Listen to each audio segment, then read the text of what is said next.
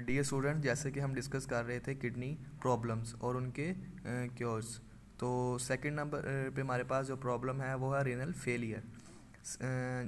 Renal failure, इसके अंदर सबसे पहले मैं आपको इसको बता दूं रीनल फेलियर क्या होता है। रीनल फेलियर ये होता है कि हमारे पास किडनी का कम्प्लीटली काम करना छोड़ देना। हमारे पास जो दोनों किडनीज होती हैं वो कम्प्लीटली जो है वो फेल्स, मतलब जो अपने काम होता है ब्लड फिल्ट्रेशन का, वो उनको परफॉर्म नहीं कर रही होती, प्रॉपरली परफॉर्म नहीं कर रही होती। वो क्यों नहीं परफॉर्म करती किडनी हमारी, रीनल फेलियर क्यों नहीं होता, होता है। सबसे पहली वजह ये हो सकती है factors of pathological and chemical nature में प्रोग्रेसिवली या स्लोली जो है वो नेफ्रॉन को जो होता है हमारे पास उसको डिस्ट्रॉय कर देती है। और नेफ्रॉन के अंदर जैसे हमने एक पूरा लेक्चर भी है हमारा इस चैनल के ऊपर कि नेफ्रॉन की हमने पूरी जो है उसकी स्ट्रक्चर के ऊपर डिस्कस की थी, तो उसका वो बात बता रहा है नेफ्रॉन का जो ग्लोमेरुलर पार्ट है उसका जो है वो हमारे पास उसको डिस्ट्रॉय हो जाता है।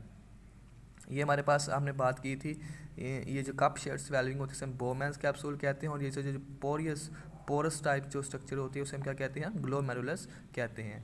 तो रीनल फेलियर के अंदर ये जो नेफ्रॉन का ये वाला पार्ट है ये कम्प्लीटली क्या हो जाता है, लॉस्ट हो जाता है। ठीक है, इसके अंदर हम दो टर्म्स पढ़ी हैं, एक है पैथोलॉजिकल और दूसरा है केमिकल नेचर फैक्टर्स।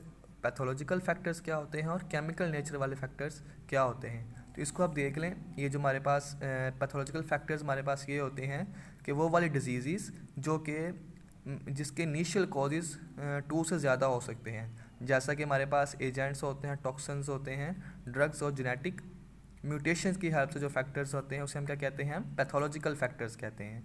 अगला हमारे पास है केमिकल नेचर फैक्टर्स। ये वो वाले होते हैं जैसे बेंजीन है, सॉल्वेंट्स हैं। आपने केमिस्ट्री के अंदर पढ़ा होगा, जब आप बेंजीन को इनटेक कर लेते हैं या कुछ सॉल्वेंट्स ले लेते हैं तो आपका किडनी के अंदर ख़ास तौर पे लिवर कार्सिनोजेंस होते हैं। ठीक है, तो जो हमारे पास है उससे भी हमारे पास किडनी फेलियर का होने का बहुत ज़्यादा जो है वो चांस होता है।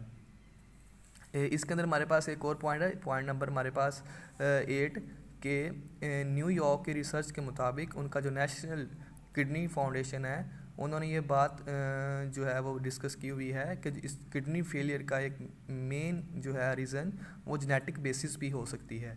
जेनेटिक बेसिस से मुराद अगर किसी के पेरेंट्स में से किसी किडनी का इशू आ रहा है तो उसके मैक्सिमम चांस है कि उसके जो है वो चाइल्ड के अंदर भी आ जाए। ठीक है, ये आगे थोड़ा सा उन्होंने मज़ीद जो है वो डिटेल के अंदर थोड़ी सी बात की थी। मैंने जो है थोड़ा सा लिंक की या एक थोड़ा सा आपको ओवरव्यू बता रहा हूँ। मज़ीद आप जो है इस जो है उनका जो नेशनल किडनी फाउंडेशन की वेबसाइट है वहाँ से आप जाके मज़ीद जो है इसको डिस्कस कर सकते हैं, वहाँ पे मज़ीद जाके आप रीड कर सकते हैं। तो वहाँ पे उन्होंने बताया था APOL1 variants and increase like जो है वो लाइकहुड होता है किडनी स्टोन्स का।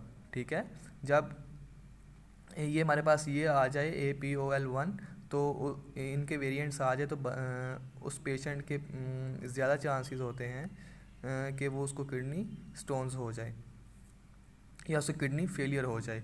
ठीक है, आज इसके अंदर हमने क्या पढ़ा, किडनी फेलियर। ठीक है, उसके अलावा हमने किडनी फेलियर के अंदर जो मेन, इसे रीनल का मीन्स किडनी फेलियर, आप रीनल फेलियर पढ़ लें या किडनी फेलियर, लेकिन जो सही टर्म है वो है रीनल फेलियर। ठीक है, उसके अंदर ये क्यों होता है, पैथोलॉजिकल फैक्टर्स भी हो सकते हैं और जो है वो केमिकल नेचर भी हो सकती है। और किडनी का कौन सा पार्ट डिस्ट्रॉय मोस्टली होता है रीनल फेलियर के अंदर, ग्लोमेरुलर पार्ट होता है। उसके बाद इसके जेनेटिक बेसिस पॉइंट नंबर 8 के अंदर इसके जेनेटिक बेसिस के साथ भी ये लिंक हो सकता है रीनल फेलियर। उसके बाद पैथोलॉजिकल फैक्टर्स हमने बात की, केमिकल नेचर फंक्शंस के ऊपर बात की। इससे पहले जो हमारा सेगमेंट था, इससे पहले जो हमारे पास हमने डिस्कस किया था किडनी स्टोन्स के बारे में, किसके बारे में बात की थी, किडनी, जैसा कि हमने इससे जो है वो किडनी स्टोन्स के बारे में बात की थी। किडनी स्टोन का मैं जो है एक मतलब लास्ट के अंदर आपको ओवरव्यू बताता चलूँ।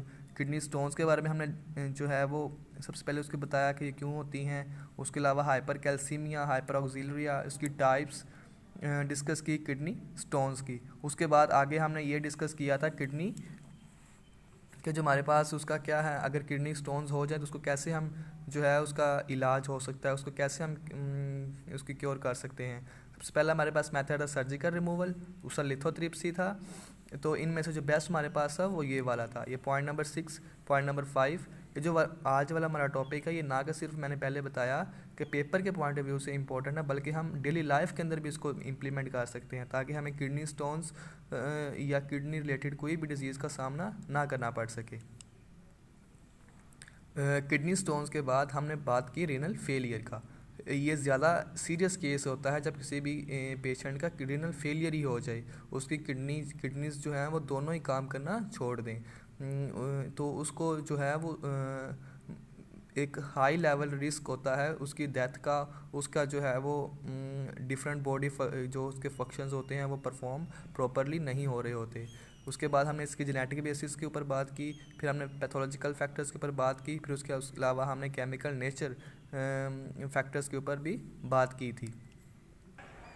स्टूडेंट्स, नेक्स्ट हमारे पास था रीनल फेलियर का।